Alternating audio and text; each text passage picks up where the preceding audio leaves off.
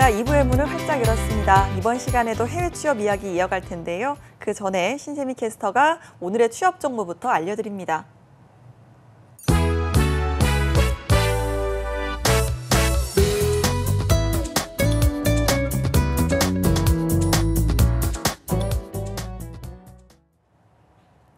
네, 취업 정보 알려드림의 신샘입니다. 공기업 및 공공기관 채용 소식입니다. 먼저 한국 남부발전에서는 2018년도 하반기 체험형 인턴을 모집하고 있습니다. 성별이나 학력, 전공, 연령 모두 제한이 없습니다. 모집 기간은 12월 7일 오전 11시까지입니다. 다음으로 한국문화재재단에서는 경영행정을 담당할 일반직과 조리직 직원을 모집하는데요. 학력과 전공, 연령에 제한이 없지만 조리직의 경우는 한식조리 관련 자격증을 필수로 소지해야 하고요.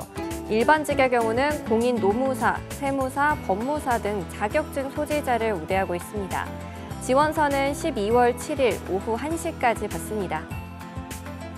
그리고 한국보건의료인 국가시험원에서는 행정 분야 체험형 인턴을 모집합니다. 학력과 경력에 제한은 없지만 청년 고용촉진 특별법에 따라서 청년 연령인 15세 이상, 34세 이하인 분들만 지원이 가능합니다. 지원서 마감은 12월 7일 오후 5시까지입니다.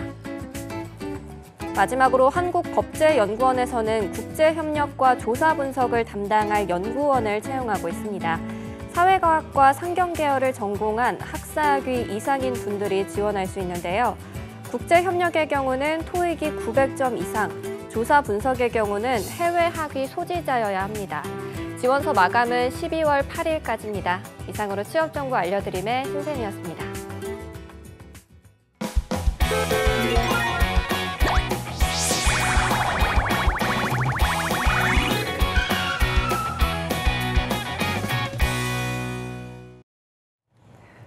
해외 취업 어디까지 가봤니? 이번 시간에는요. 커리어 칼리지의 김한기 교수님과 함께합니다. 어서 오십시오. 반갑습니다. 잘 지내셨습니까? 네, 저희가 계속해서 중국 이야기하고 있잖아요. 오늘 네. 중화권 특집인가 봐요. 저희가 일부에서는 홍콩 이야기했는데 홍콩이요? 예, 오늘은 또 중국 이야기 계속 이어가는 거죠? 한번 붙어야 되나요? 네, 제가 오늘 홍콩이라서. 그래서 의상도 좀 네. 약간 어울리게 입고 왔는데 잘하셨습니다. 아주 아름답습니다.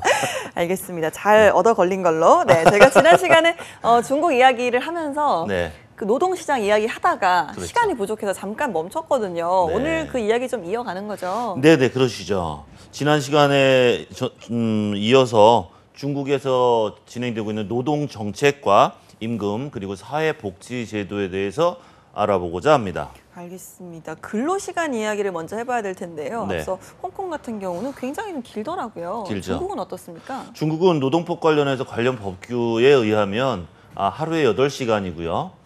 주 40시간 근무하도록 돼 있습니다. 네.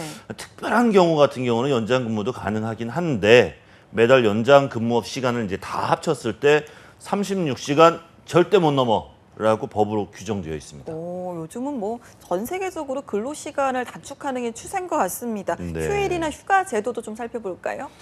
그렇죠. 중국 노동법에서는 휴일, 근무 시간하고 휴식 시간, 그다음에 휴가에 대해서 아주 디테일하고 상세하게 규정해 놓고 있습니다.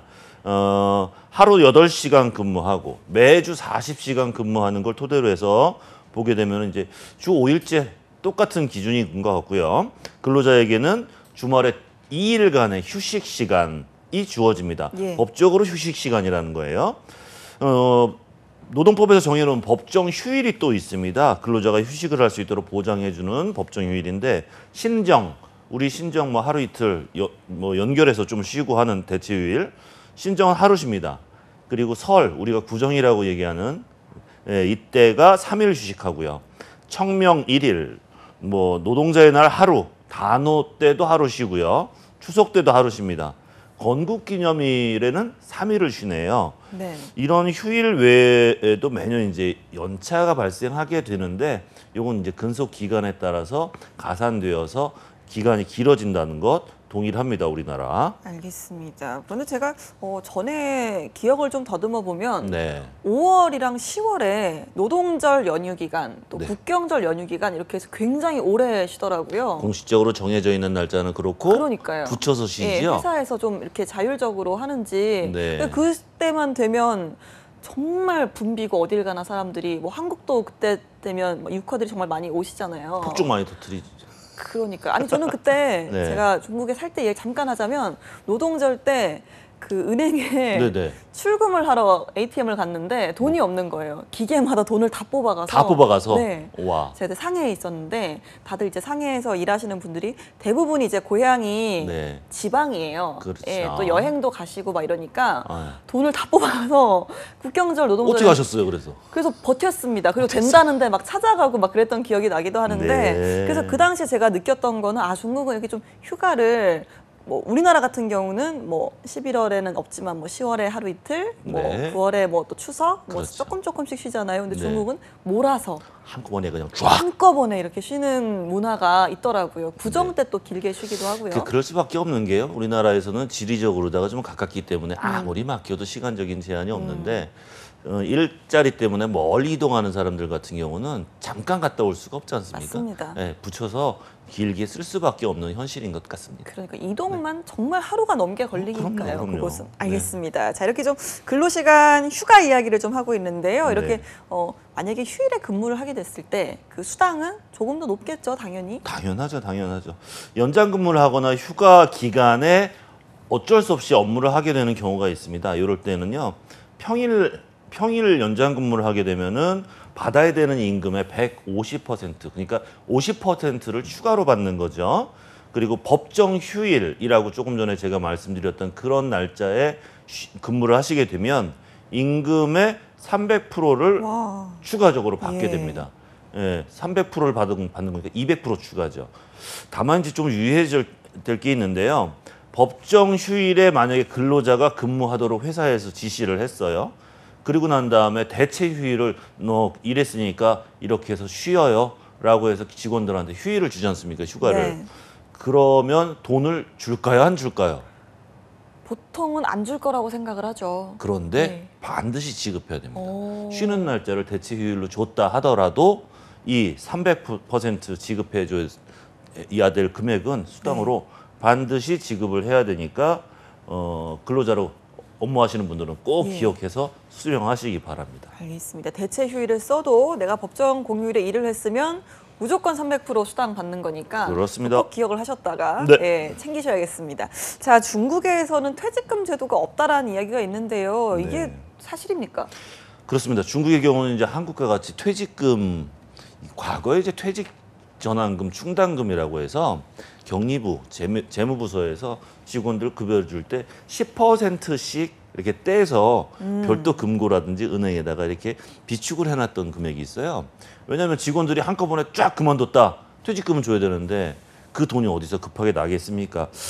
이런 문제들이 있는데 중국 같은 경우는 원천적으로 그 문제가 발생하지 않죠. 퇴직금 제도가 없으니까. 네. 대신 이제 경제보상금이라는 항목으로 제도를 만들어서 지급하고 있는데요. 이 보상금 용도는요, 받게 되면 다시 우리 회사를 그만두고 다시 재취업할 때까지 생활해야 되니까 생활보장금 개념으로 지급해 주는 것이다라고 이해하시면 되거든요. 근데 이게 경제보상금이라는 게 자발적으로 내 마음대로 사직한 경우에는 회사에서 줄 의무가 없어요. 네. 그러니까 안 준다는 얘기죠. 엄격히 말하면 퇴직금하고는 본질적으로 좀 다른 일종의 고용 종료에 따른 보상금이다라고 이해하시는 게 쉽겠습니다. 네. 그러니까 이게 자발적으로 퇴직하는 경우에는 못 받는다라는 말씀이시죠? 생각해 보면 그렇습니다. 자발적으로 그만두겠다라는 사람은 근로자 입장에서 볼 때도 어디 다른 곳에 일자리를 마련해 놨으니까 그만두겠거니라고 상식적으로 생각할 수 있잖아요. 그러니까 생활보장금이라는 거를 염두에 둬서 본다면 바로 취업할 사람 같은 경우는 이게 필요 없다라고 통상적으로 잡혀 있는 거죠, 통념이. 네. 그러면 이렇게 스스로 퇴사하는 경우 말고는 다 네. 그 말씀하신 경제보상금을 받을 수 있는 걸까요? 네, 경제보상금 받을 수 있는 뭐 조건들이 좀 있지요. 화면을 좀 보시면 몇 가지가 나오는데요. 기본 원칙들이 있어요. 노동 계약 기간을 토대로 해서 말씀드립니다. 계약이 다 끝나기 전에 회사 측이 당신 나가세요 라고 해서 노동자, 근로자하고 협상을 종료하는 경우, 이런 경우 받을 수 있고요. 만기가 다 됐어요. 그리고 회사가 당신하고 계속 내년에도 일하지 않겠습니다라고 갱신하지 않고 그냥 종료시키는 경우도 근로자는 받을 수가 있습니다. 회사 측이 노동자가 일을 못해, 네. 무능력해, 그리고서 또는 뭐 굉장히 많이 아파서 더 이상은 일을 못해, 이런 경우에도 무과실 사유로 계약을 해줘야 하는 경우 1개월 전에 사전 통지를 해야 되거든요. 당신이 이제 한 달 뒤부터 회사 나오지 마세요라고 통보를 해줘야 되는데 이런 경우에도 받을 수가 있고요. 1개월 분에 통지 대체금을 지급해야 되는 그런 기준도 있습니다. 만기가 도래했어요. 회사가 원래 노동계약자하고 약정하는 거를 축소시키거나 아주 작게 저하시키는 그런 경우가 있습니다. 그러니까 보직을 바꾸면서 네. 급여를 내려버리는 거죠. 이런 경우도 생활 위험성이 있으니까 또 보상금을 받을 수가 있고, 그리고 뭐 이건 일반적인 얘기입니다만 회사가 뭘 잘못했어요. 법을 어겨서 회사에 치명적인 문제가 생기게 된다. 이럴 경우도 보상금 받을 수 있습니다. 알겠습니다. 아무래도 좀 해외에서 일을 하다 보면 네. 없으면 좋겠지만 다양한 문제들이 생겨요. 생겨요. 네, 이럴 때 좀 네. 어디를 찾아가서 좀 상담을 하고 또 지원받을 수 있는 그런 기관 같은 것들이 각 지역에 있는데 중국에도 이런 것들이 있을까요? 우리 코너 보신 분들은 각 나라마다 그런 기관들 제가 안내해 드렸던 거로 기억하는데 예. 중국은 유감스럽게도 별도 기관이 없습니다. 예. 하지만 이제 외국인 근로자에게 적용되는 노동법이 중국 자국 근로자들에게 적용되는 그 법하고 다르지가 않아요. 네. 똑같이 적용합니다. 따라서 이제 근로자에게 이 법이 굉장히 유리한 측면이 많고요. 외국인이라는 이유로 부당한 대우를 받지 못하도록 되어 있습니다. 거기에다가 이제 주중 대한민국 대사관 하고 또 K무브센터, 여기에서는 우리나라 사람들 근로자들하고 아니면 중국 내에서 기업을 운영하거나 사업자 운영하고 계신 분들, 이런 분들 보호하기 위해서 현지 로펌하고 이제 제휴를 맺어서 법률지원센터를 별도로 이제 구성을 했습니다. 네. 법적으로 만들지는 않았지만 전혀 방법은 없는 것은 아니다라고 말씀드릴 수가 있겠네요. 네, 법률지원센터라고 하셨는데요. 구체적으로 좀 소개를 해주시죠. 네네네. 대상은 일단 교민하고 기업들을 우선으로 다 하고 있습니다. 법률지원센터에서는요, 법적으로 분쟁이 생겨버렸다, 그래서 어렵다, 이런 교민이나 기업한테 상담을 해주고 있는데 매년 한 200건이 넘어가고 있습니다. 그리고 이런 것들은 전부 무료로 상담을 실시해주고 있어요. 오. 이 법률지원센터의 인적 구성을 좀 보시게 되면 검찰청, 우리나라 검찰청 부장검사 출신의 법무협력관이 한 분 계시고요. 센터장으로 계십니다. 그리고 국내 유명 법률 변호사, 법률사무소에서 파견한 중국 전문 변호사가 상주에 있어서 그 상담 업무를 보조해주고 있습니다. 이게 법률 상담하는 방법은요, 인터넷으로 신청하셔도 되고 전화나 팩스 등의 방법으로 신청할 수가 있습니다만, 필요한 경우 같은 경우는 약속 잡아서 전문가 찾아보고 직접 면담으로 상담하는 것도 가능합니다. 네, 알겠습니다. 법률지원센터 기억을 좀 해두셔야겠습니다. 네. 이 밖에도 좀 중국에서 근무를 할 때 유의해야 될 사항들이 있다고요? 네네. 중국에서는 사용자하고 근로자 간, 이게 우리가 쉽게 얘기하면 갑하고 을, 요 사이에서 빈번하게 이제 벌어질 수 있는 몇 가지 사안들, 없으면 좋겠지만 그런 것들에 대해서 법으로 정해놓은 게 있거든요. 네. 첫째, 수습 기간에 대해서 명시를 하고 있고, 둘째, 직원들을 교육시키거나 교육시켰을 때 필수적으로 의무 근무해야 되는 기간도 명시를 해놓고 있습니다. 또 세 번째, 마지막으로 보면 비밀 유지, 그리고 경업 금지라고, 겸업 아니고요. 예. 경업 금지 의무, 요 세 가지를 법으로 정해놓고 있습니다. 경업 금지가 뭘까요? 네네. 경업 금지라는 거 뒤에서 한번 말씀을 드릴 텐데, 비밀 유지는 아시겠죠? 네. 비밀 유지는 뭐 비밀 유지하세요.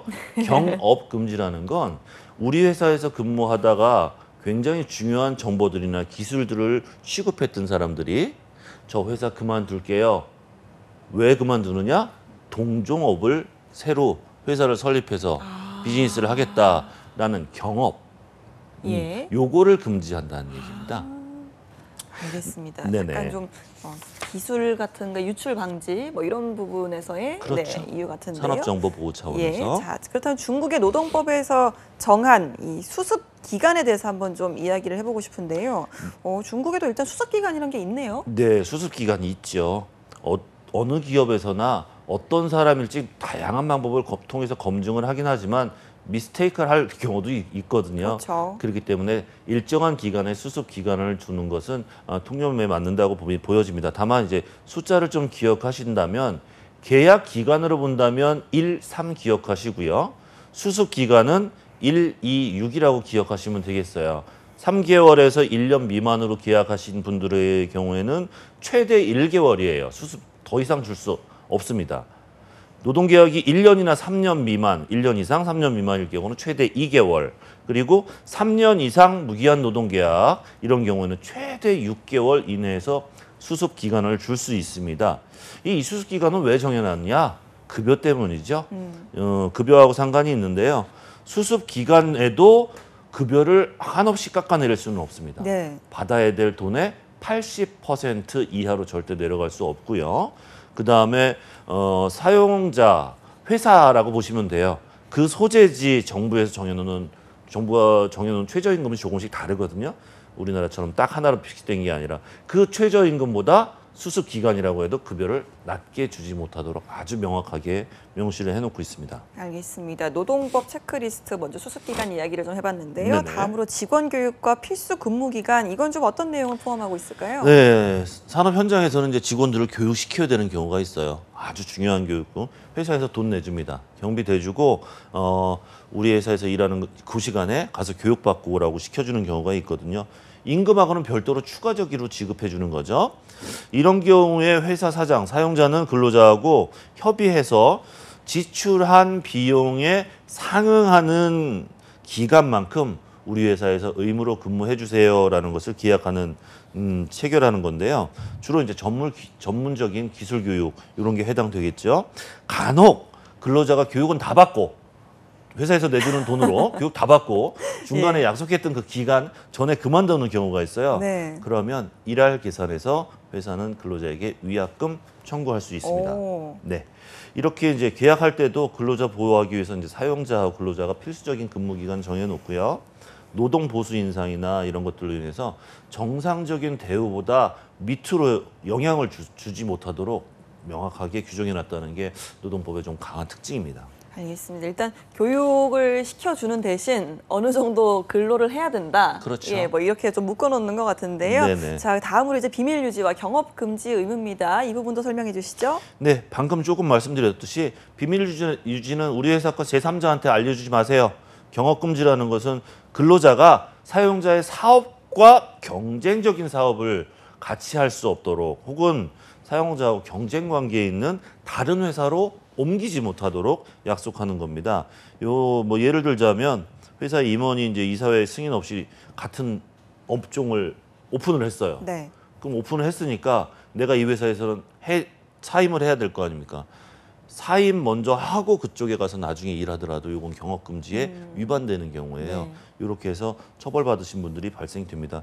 주로 다뤄지는 것은 아까 말씀드렸듯이 상업적인 비밀 내용하고 지적 재산권 많이 다뤄지게 됩니다. 이런 비밀 유지하고 경업금지 조항 정할 수 있습니다. 알겠습니다. 이런 조항들은 사실 국내 기업에서도 많이 볼 수 있는 조항들이잖아요. 네네. 아무래도 좀 뭐 연구나 또 기술 분야에서 많이 이루어지겠죠. 네.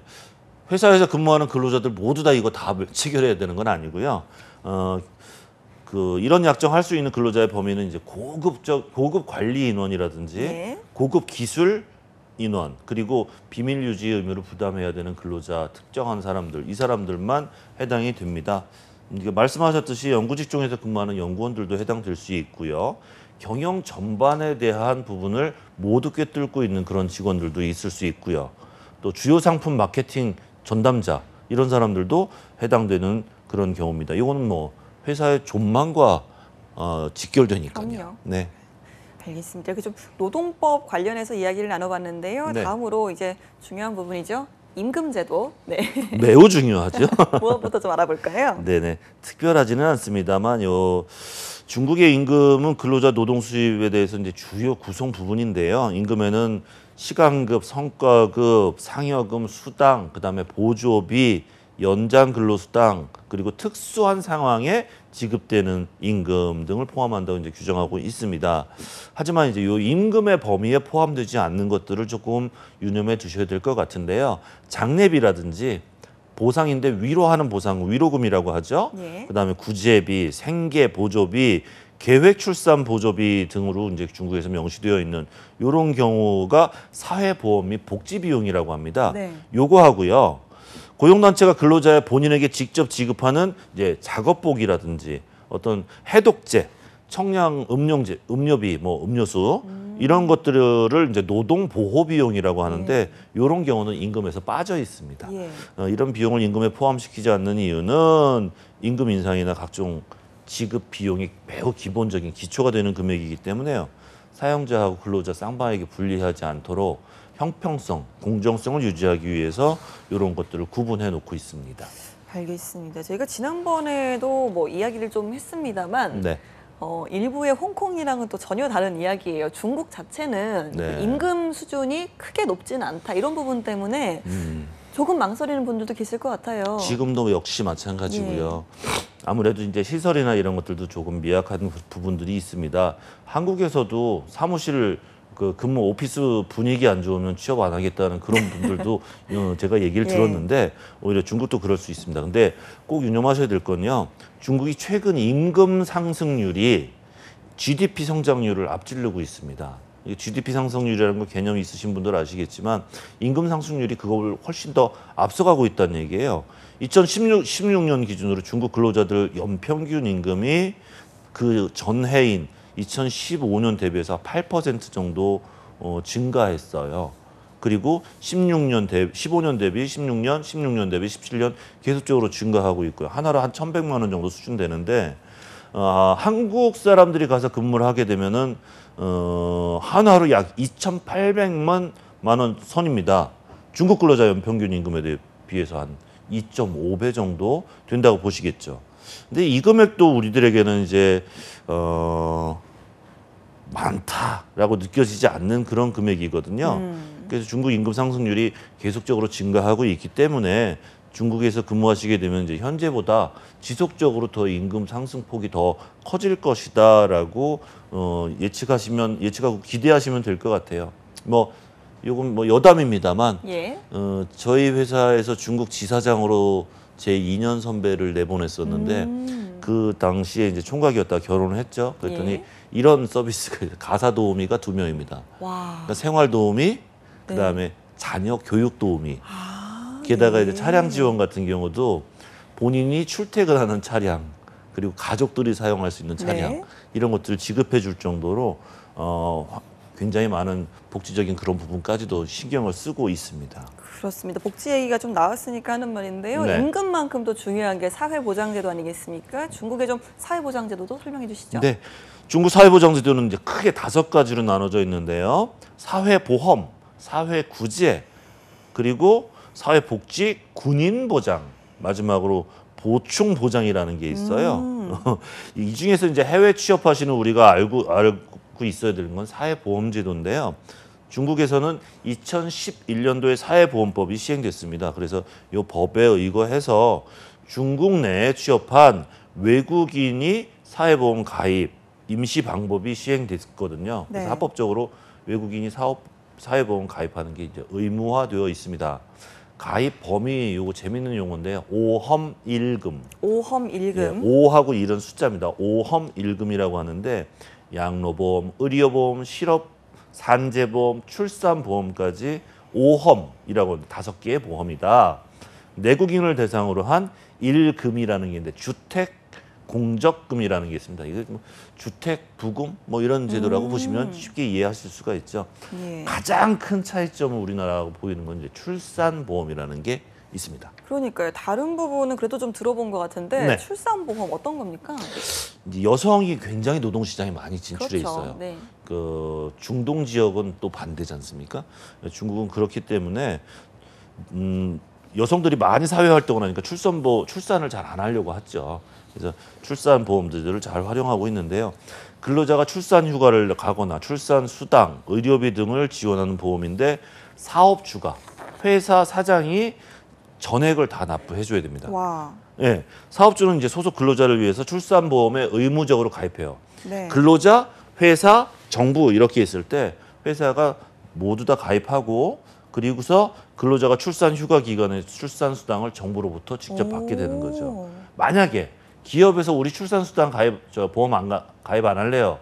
그러면은 직원들 중에서 출산 휴가 가는 사람 있을 거 아닙니까? 네. 그러면 국가에서 돈 안 나오니까요. 사업주, 네. 사장이 다 줘야 돼요, 전액을. 네. 그렇군요. 강력합니다. 여성분들에게는 상당히 좀 네, 여건이 굉장히 높잖아요. 중요한 팁이 아닌가라는 네. 생각이 드는데요. 저희가 오늘 시간 관계상 말씀 여기까지 듣도록 하고요. 네. 다음 주에도 중국 이야기 이어가는 거죠? 네, 그거 하고 쭉 이어서 오늘 말씀드린 보장제도 조금 더 말씀드리고요.